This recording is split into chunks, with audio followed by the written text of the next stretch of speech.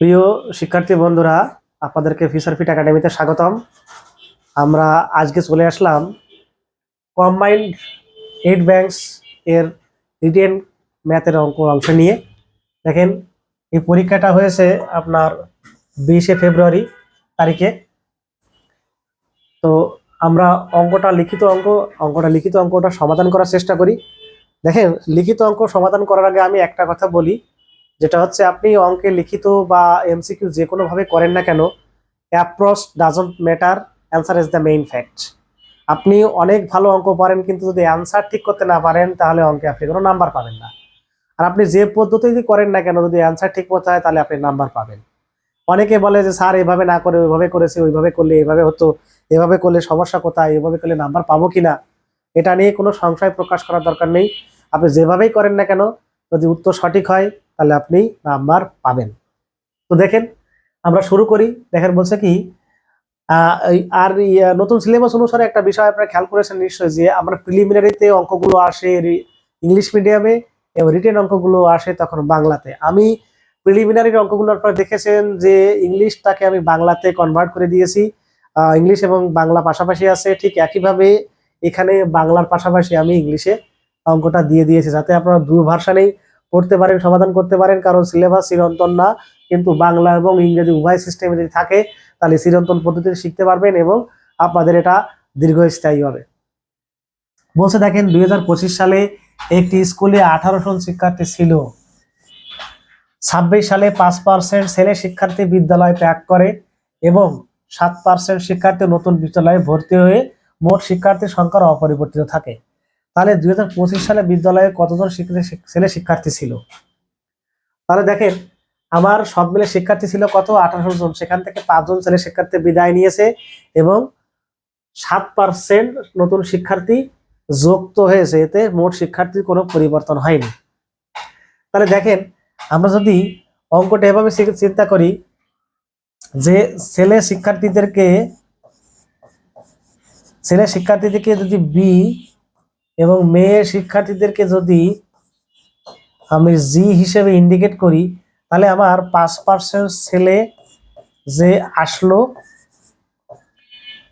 এবং 5% চলে গেল এবং 7% যে আসলো, এতে আমার মোট শিক্ষার্থী কোনো পরিবর্তন হলো, অর্থাৎ যেটুকু চলে গেল সেইটুকু আসলো। আমার এখানে বলেছে যে কত 25 সালে কতজন ছেলে শিক্ষার্থী ছিল। আচ্ছা দেখেন, এখান থেকে আমরা এই বি বাই জি যদি করি তাহলে কি পাবো? এই 7% ভাগ 5%, তার মানে পাবো 7/5। এখানে পার্সেন্টেজ ক্যান্সেল হয়ে যায়। তাহলে বয়েজ পাচ্ছি কত? বয়েজ পাচ্ছি 7 আর গার্লস পাচ্ছি কত? 5। দেখেন তো, এইটা মিলেই তো আমার কত 18 জন শিক্ষার্থী না? তাহলে কি আমি এই কথা বলতে পারি যে এই boys plus girls, that's mean 7 + 5 = 12। এইটার মান কত? এই যে 1800 জন শিক্ষার্থী, 1800 জন শিক্ষার্থী। দেখেন, এখানে 3টা দাগ দিয়েছি, তার মানে ইকুইভ্যালেন্ট বুঝিয়েছি, এখানে সমান বোঝায়নি। আমাকে বলেছে কি 2025 সালে বিদ্যালয়ে কতজন ছেলে শিক্ষার্থী ছিল। 25 সালে ছেলে শিক্ষার্থীর সংখ্যা আসলে কত ছিল দেখেন তো। এখানে ছেলে শিক্ষার্থী কত? ছেলে শিক্ষার্থী 7। তাহলে আমার বলেছে কি 12 যদি 1800 জন হয় তাহলে 7-এর মান কত? তাহলে একজনের মান কত আসবে? এখানে 1800 ভাগ 12। তাহলে আমাকে বলেছে ছেলে শিক্ষার্থী, বয়েজ মানে কত? 7। এটার মান কত আসবে? তার মানে এখানে সরাসরি 7 গুণ হবে। আপনারা এটা ক্যান্সেলেশন করেন, কাটাকাটি করেন। 6 দিয়ে কাটলে 2 থাকে, 6 দিয়ে কাটলে এখান থেকে 300। এটা যদি কাটা হয় থাকে কত? 150। তাহলে আমার থাকে এখানে কত? 7 15 105। 105-এর পরে একটা শূন্য, অর্থাৎ 2025 সালে আমার ছেলে শিক্ষার্থী ছিল কতজন? এই 1050 জন। এটাই আমাদের সেই কাঙ্ক্ষিত উত্তর। এটাই সব থেকে স্মার্টলি ওয়েতে, সবচেয়ে সহজে এবং নির্ভেজাল ভাবে অঙ্কটা সমাধান করা যায়। এটাকে আপনারা এলিগেশন পদ্ধতি করতে পারেন, কিন্তু এলিগেশন পদ্ধতিতে একটা বিষয় আছে। দেখেন, এখানে বলছে এলিগেশন কেমন হবে, এই 5% চলে গেল আর এই যে 7% যোগ হলো। এখন চলে যাওয়ার জন্য নেগেটিভ চিহ্ন আর আসার জন্য পজিটিভ চিহ্ন, সব মিলে কি কোনো পরিবর্তন এখানে আসলো না। এলিগেশন পদ্ধতিতে সবসময় একটা জিনিস খেয়াল করতে হবে, এই যে আমরা বিয়োগটা করি, এই বিয়োগটা করতে হয় কি বড় সংখ্যা থেকে ছোট সংখ্যা বিয়োগ। এখন দেখেন তো এর ভিতরে বড়কে, বড় 7, 7-এর থেকে যদি আমার কি শূন্য বাদ যাবে। এবার 5 এবং শূন্যর মধ্যে কে বড়, শূন্য থেকে তাহলে 5 বাদ যাবে, এটা হবে। তাহলে এটা করলে কি কত হবে দেখেন তো, 7 থেকে শূন্য বাদ গেলে থাকে কত, শূন্য, 7। আর শূন্য থেকে যদি আমি -5 বাদ দিই তাহলে পাবো কত, 5। দেখেন তো এই 5 এবং 7 এইটা মিলেই সেই আমার পদ্ধতি 12। এই 12 সমান সমান 18 আর 5 সমান 7 সমান সমান কত। এইখানে এলিগেশন পদ্ধতি আমি যতগুলো আপনাদের সমাধানে আমি দেখেছি, বাজারে প্রচলিত যতগুলো সমাধান আমি দেখেছি, এইখানে -5 রাখেনি, তারা সরাসরি এখানে 5 এখানে 7 দিয়ে করেছে, এখানে 0 করেছে। কিন্তু এলিগেশন পদ্ধতিতে যদি করেন তাহলে এখানে 0 বিয়োগ 7 সমান সমান 7 হয়, আবার 0 থেকে 7 বিয়োগ 0 সমান 7 হয়, 0 থেকে 5 বাদ দিলে তখন তো -5 আসে। তাহলে কি করে এলিগেশন পদ্ধতি কি এটা কি ভ্যালিড? আপনাদের কাছে প্রশ্ন রেখে গেলাম, আপনারা এই প্রশ্নের উত্তর খোঁজার চেষ্টা করেন। আশা করি আমার এলিগেশন পদ্ধতি এটা বুঝেছেন এবং এটা স্মার্ট পদ্ধতি, আশা করি আপনারা বুঝেছেন।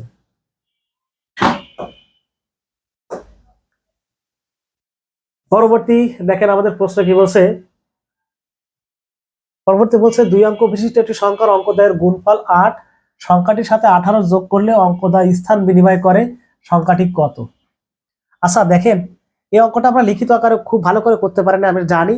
এখন দেখেন একটু স্মার্টলি আমরা চিন্তা করি যে 2 অঙ্ক বিশিষ্ট একটি সংখ্যার অঙ্কদ্বয়ের গুণফল 8। আচ্ছা অঙ্কদ্বয়ের গুণফল যদি 8 হয় তাহলে সংখ্যাটা কেমন হতে পারে চিন্তা করি। 8কে যদি আমরা প্রথমত 2 দিয়ে ভাগ করি পাবো কত, 4।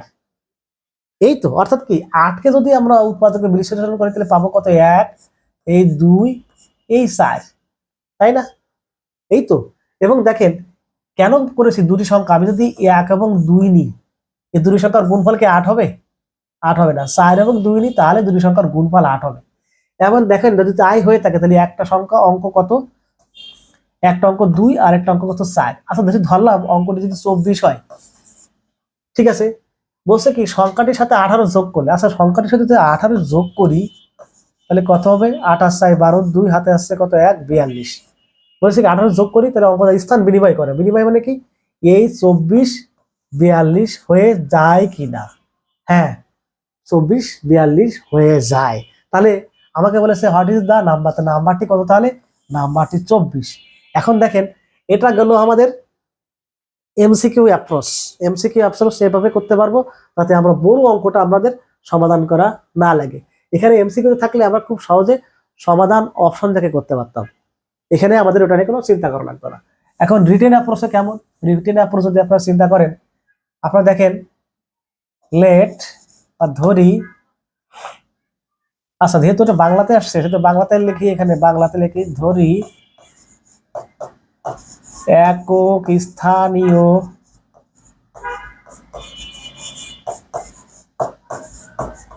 স্থানীয় অঙ্ক x এবং দশক স্থানীয় অঙ্ক y। তাহলে সংখ্যাটি কেমন হবে? সংখ্যাটি হওয়ার আগে একটা শর্ত দেওয়া আছে, প্রথমে সংখ্যাটি লিখি। অতএব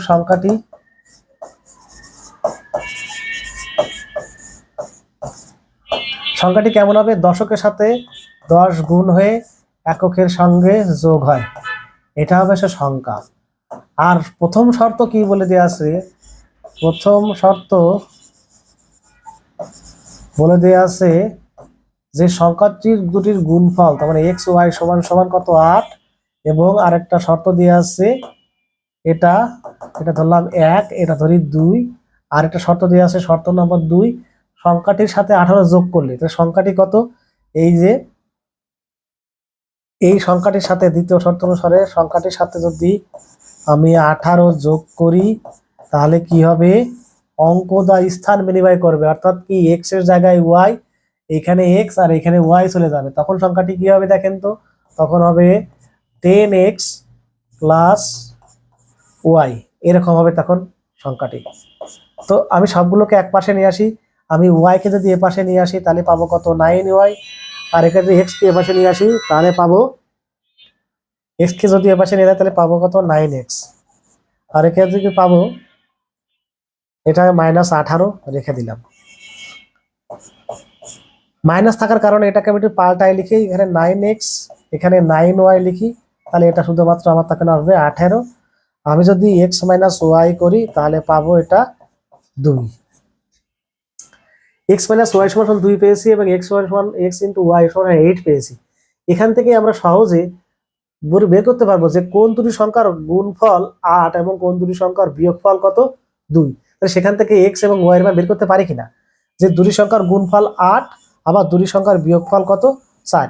তার মানে দেখেন আমরা যদি এখানে চিন্তা করি যে x এবং y সমান সমান 8 এবং x - y সমান সমান 2, তাহলে দেখেন তো আমরা যে আগে যে চিন্তা করেছিলাম, তাহলে x এর মান আমি কত নিতে পারবো 4 আর y মান নিতে পারবো কত 2, তাহলেই না আমার শর্ত পূরণ হয়।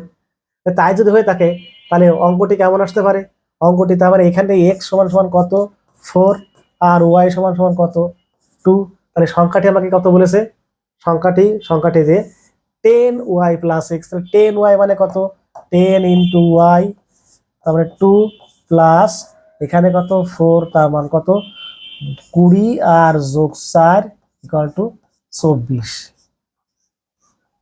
এখন আমাকে কেউ বলতে পারেন যে এইখান থেকে আপনি হঠাৎ করে কিভাবে x এবং y এর মানটা একবারে বের করে ফেললেন।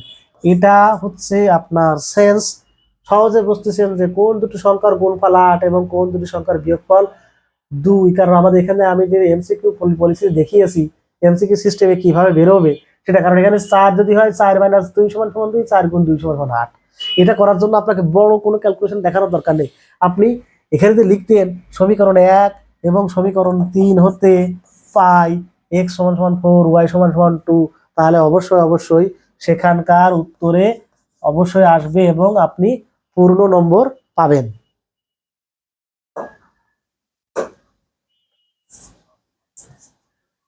দেখেন 3 নম্বর অঙ্কটা কি বলেছে। 3 নম্বর অঙ্কটির একটি আয়তক্ষেত্রের ক্ষেত্রফল 224 বর্গমিটার, যদি দৈর্ঘ্য 6 মিটার বৃদ্ধি এবং প্রস্থ 2 মিটার হ্রাস পায় তবে আয়তক্ষেত্রের ক্ষেত্রফলের কোনো পরিবর্তন হয় না।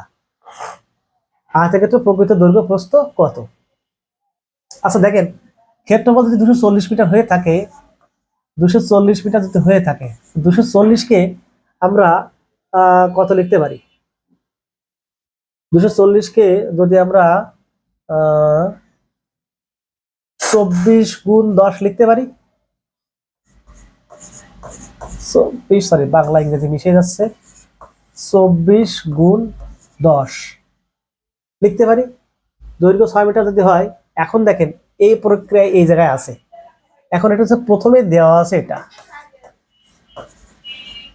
দেওয়া আছে। এখন পরের ধাপে বলেছে কি, যদি দৈর্ঘ্য 6 মিটার বৃদ্ধি পায়, এখন দৈর্ঘ্য যদি 6 মিটার বৃদ্ধি পায় 240 এ থাকবে, দৈর্ঘ্য 6 মিটার বৃদ্ধি পেল, এখানে যদি 6 করি তাহলে 30 হয়ে গেল, আর এখানে কি হয়ে গেল আমার 2 মিটার হ্রাস পেল, কত 8 এলো। দেখেন তো সেটাও কি 240 হয় না? সেটাও কি 240 হয় না? হয়। তাহলে প্রকৃত দৈর্ঘ্য প্রস্থ তখন কত হবে বলেন তো আমার? প্রকৃত দৈর্ঘ্য প্রস্থ তখন আমার দৈর্ঘ্য হবে 24, প্রস্থ হবে কত 10। এখান থেকে আমরা যে ছোট্ট একটা পদ্ধতির মাধ্যমে এটা অ্যাজাম্পশন করে এটা আমরা করে ফেলতে পারলাম, এটা একটা পদ্ধতি।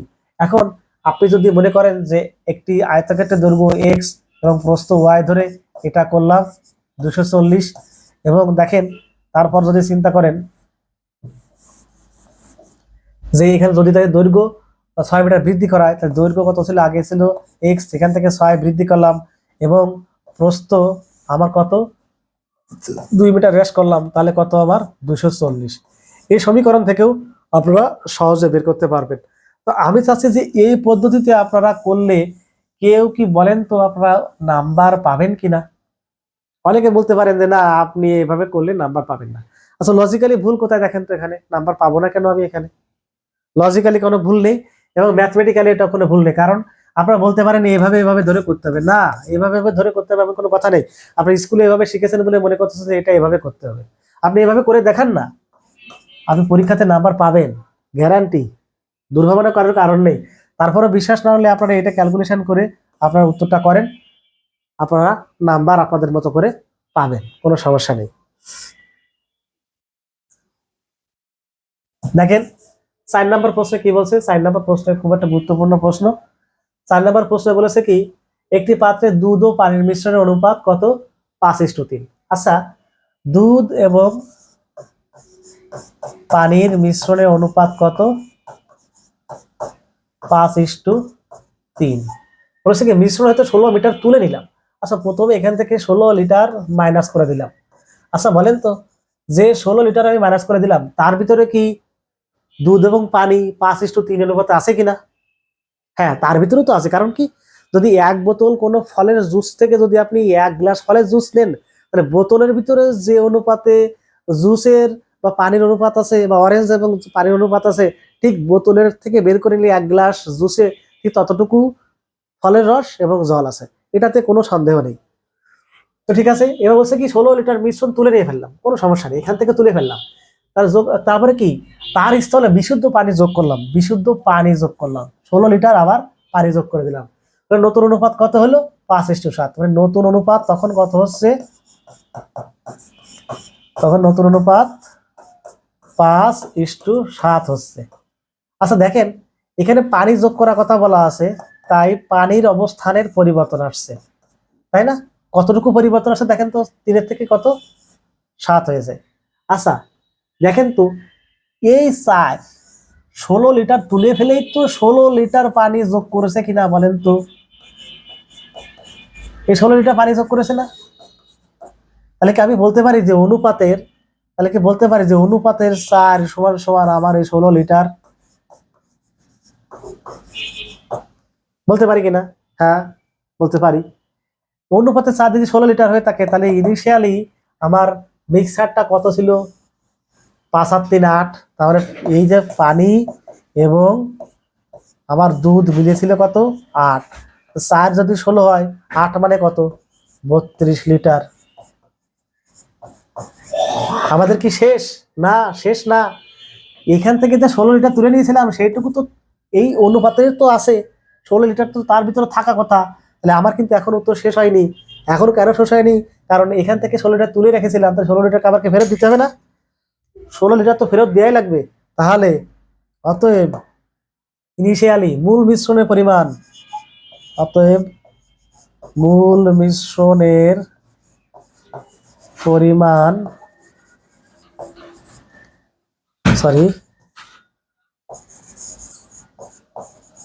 মূল মিশ্রণের পরিমাণ এই যে 32 লিটার বের করেছি, তার সঙ্গে এই যে 16 লিটার বাইরে রেখেছিলাম, এই 16 লিটার যোগ করে দেওয়া লাগবে। তার মানে 32 আর 16 কত?